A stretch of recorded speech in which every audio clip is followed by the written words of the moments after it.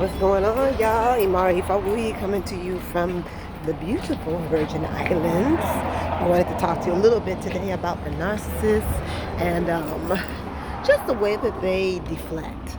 The narcissist is really interesting. They don't live in reality. Psychologist Sam Bachman talks about the fact that their reality testing is very, very low when they go through the kind of psychological reality testing. In other words, the reality that they live in is one that they have made up. It's a shared fantasy, according to Bachman.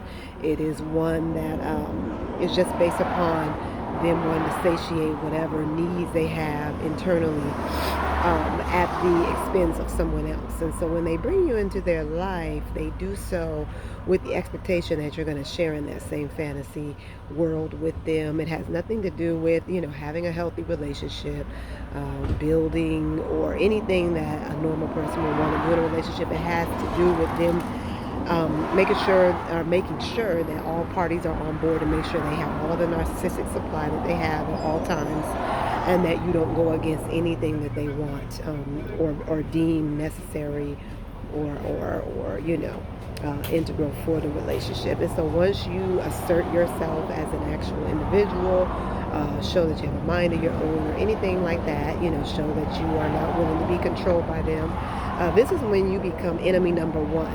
And you'll see it. Narcissists will play, especially the covert ones. They will play like they love you. They will love bomb you. They'll give you everything. They're such altruists. They're pillars in the community. They'll do it all for you. But don't you dare show that you have any kind of autonomy over yourself or that you think for yourself.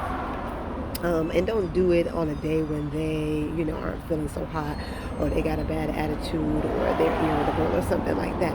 Because then you're going to see that mask come down. That's when you see that mask come down. And that mask, when that mask comes down, it's a demonic entity behind it.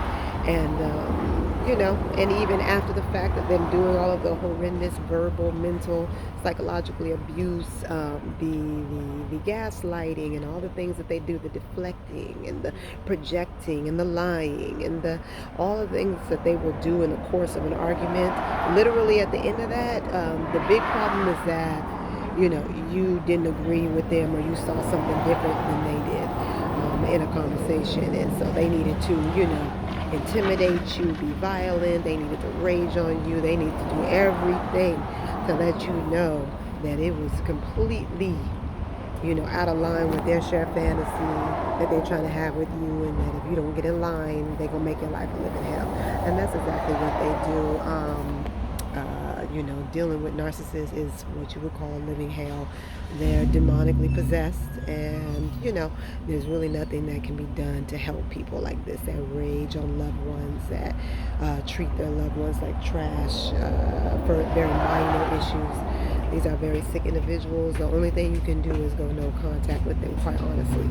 If you try to continue to engage with them, you'll continue to be infected by the absolute, virus that they are. And, you'll be as sick as they are. So y'all get free